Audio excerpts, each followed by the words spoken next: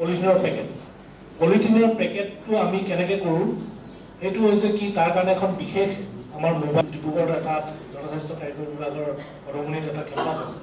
তাত আমি মানৰ প্ৰায় আমি গোটেই জিলাখনত 3.5 লাখ পেকেট বিভিন্ন এলেকালৈ আমি পঠিয়াইছোঁ।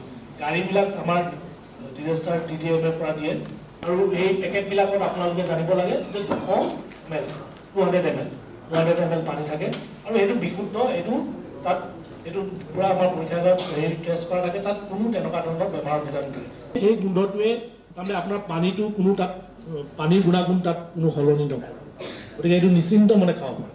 2 নম্বৰ, সেই পানী পেকেটে ৰিলিফ কেম্পবিলাকত আমি টিউবেল বহাই দিওঁ। টিউবেল বহাই য'ত যেনেকৈ ইনভেটেডটো আপোনাৰ আধা ঘণ্টা সময় থৈ দিয়াৰ পিছত তাৰপিছত আপুনি ব্যৱহাৰ কৰক। তাৰপিছত ব্যৱহাৰ কৰিলে এটা কথা একদম 100% নিশ্চিন্ত থাকিব পাৰে যে তাত কোনো ধৰণৰ বেমাৰৰ বীজাণু নাই। এইখিনি পানীখিনি যদি অকণমান ঘোলা হয় চেকি ল'ব পাৰে আপুনি, কিন্তু এটা কথা পানীটো চাফা হয়, তাত কিন্তু বীজাণু নমৰে। বেমাৰৰ যি বেক্টেৰিয়া ভাইৰাছ আছে চব হয়, গতিকে আপুনি কিবা এটা তাত বীজাণুনাশক দিবই লাগিব। তো এই chlorine tablet, chlorine powder, bleaching powder নহয়, কিন্তু ব্লিচিং পাউডাৰ নহয়, এই ক্লৰিন টেবলেটটো আমি সেইটো 3 লাখ আমি গুৱাহাটীৰ পৰা মই জাষ্ট বানপানীৰ সময়ত জনাইছোঁ। তো সেইটো একদম পৰ্যাপ্ত পৰিমাণৰ আছে। আমি এতিয়া এইবিলাক আমাৰ ইয়াত PHC SDO আছে, আমাৰ বেলেগ বিষয়া হেৰিও আছে, আমি চৰকাৰৰ হাততে দিয়া আছে। এইখিনি আপোনালোকেও আজি অকণমান কথাবিলাক গম পাই যাব, আপোনালোকেও ৰাইজক জনাব যাকে লগ পায় যে তেনেকুৱা ধৰণৰ যদি কিবা যদি ভয় আছে নিশ্চিত যে মই এইখিনি পানী খালে মোক কিবা ভয় হ'ব পাৰে নেকি, গতিকে তেতিয়া সেই ক্লৰিন টেবলেটটো দি আপোনাৰ পানীটো আপুনি নিশ্চিতভাৱে খাব পাৰে। কাৰণ পানীৰ উৎস পৰীক্ষা কৰি পানী টেষ্ট কৰিলোঁ যেতিয়া লেবৰেটৰীত আমি অকল নহয় অসম গোটেইখিনিতে দেখিছোঁ আপোনালোকে মানুহ কম, এৰিয়া ডাঙৰ। এতিয়া বাগিচা খোৱাৰ লগে এটা বাগান আছে, 1000 মানুহ আছে, এজন গাঁও প্ৰধানে কেনেকৈ পাৰিব? গতিকে তাৰ কাৰণে মই কৈছোঁ যে ময়ো মোৰ ফালৰ পৰা যিমান ছাপোৰ্ট দিব লাগে মই দিম।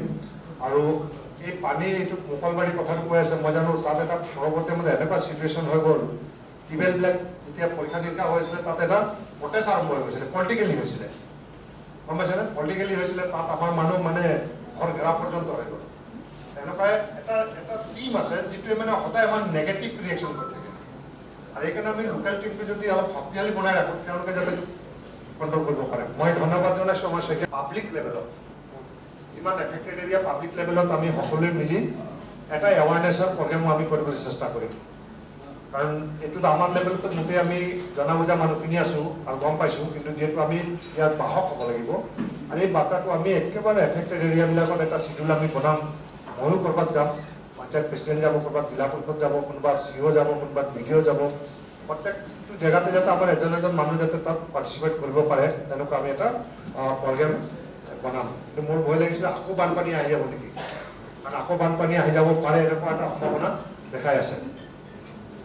এতিয়া মই অনুৰোধ জনাম যে আমাৰ ভেটেৰিনেৰী ট্ৰিটমেণ্টৰ কি ব্যৱস্থা আছে, কাৰণ আমি সদায়তো দানা খুৱাব নোৱাৰোঁ, কিন্তু বাকী ট্ৰিটমেণ্ট ৰিলেটেড যিখিনি কথা আছে আমাৰ ডিষ্ট্ৰিক্ট অফিচাৰ কোন আছে, আমাৰ বৰুৱাই ক'ব। তাৰপিছত আপোনাৰ হাতীবন্ধা আৰু কঁঠালগুৰি, তাতে আমাৰ 4জন পশু চিকিৎসক আছে আৰু আমাৰ 6গৰাকী আমাৰ পশু ক্ষেত্ৰসহায়ক আছে আৰু আমাৰ গ্ৰেড 4 আছে 10জন।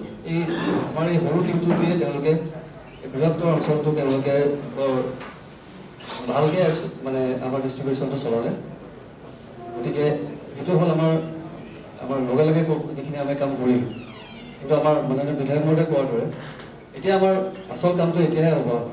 যিহেতু আমি সেইখিনি আমি লগে লগে আমি কৰা ব্যৱস্থাৰ ভিতৰত আমি দানা দিলোঁ, কিন্তু এতিয়া আমাৰ কি হ'ব, মেক্সিমাম জেগাত পানী শুকাইছে, মেক্সিমাম জেগাত পানীবিলাক চাফা হৈ থকা নাই। এতিয়া আমাৰ গৰু ম'হবিলাকৰ এতিয়া বেমাৰ আজাৰ আমাৰ হ'ব। গতিকে আমি এতিয়া সাৱধান হ'ব লাগিব। আমাৰ হেল্থৰ জইণ্ট ডাইৰেক্টৰে যেনেকৈ ক'লে, আমাৰ পাব্লিক হেল্থৰ এক্সিকিউটিভ যেনেকৈ ক'লে, ঠিক একেখিনি কথাই। মেইন কথা আমাৰ পানী, যেনেকৈ মানুহৰ ক্ষেত্ৰত আমাৰ পানীখিনি ভাল লাগে, আমি যিমানটো পাৰোঁ আমি গৰু ম'হকো আমি ভালকৈ পানীটো খুৱাব লাগে। আৰু এটা কথা হ'ল, এতিয়া আমি অলৰেডি 38খন যি আমাৰ গাঁৱত এফেক্ট হৈছিলে, তাৰে আমি 16খন গাঁৱত ইতিমধ্যে আমাৰ ইয়াৰ পশু চিকিৎসকলে কেম্প এটা কৰিলে। এটা কেম্পে নহ'ব, আমি ভাবিছোঁ এতিয়া আমি কণ্টিনিউৱাছলি সপ্তাহত এটলিষ্ট 5টা-6টাকৈ আমি কেম্প কৰি গোটেই অঞ্চলটোত যিমানকেইখন গাঁও এফেক্ট হৈছে সেইকেইখনত আমি কৰিবলৈ আমি অতি সোনকালে শেষ কৰিবলৈ চেষ্টা কৰিম। আমি যোৱা 29 তাৰিখৰ পৰা দুলীয়াজান সমষ্টিত প্ৰলয়ংকাৰী বানপানীৰ সন্মুখীন হৈছিলোঁ। প্ৰায় 80টা গাঁও প্লাবিত হৈছিলে, বহু হাজাৰ মানুহ ক্ষতিগ্ৰস্ত হৈছিলে। সেই সময়ত আমি যিমান পাৰিলোঁ আমি ৰিলিফখিনি দিলোঁ। কিন্তু এতিয়া আটাইতকৈ ডাঙৰ প্ৰত্যাহ্বানটো এতিয়া আহি গৈছে। পানী শুকোৱাৰ লগে লগে যিটো পৰিৱেশ আহিছে, এই পৰিৱেশৰ লগত আমি কেনেকৈ মোকাবিলা কৰিব পাৰিম, তাৰ কাৰণে মই ডিষ্ট্ৰিক্ট কমিশ্যনাৰ বিক্ৰম কৰি ডাঙৰীয়াক এটা অনুৰোধ জনাইছিলোঁ যে মোৰ 8টা ডিপাৰ্টমেণ্টক লৈ এটা ৰিভিউ কৰিছোঁ।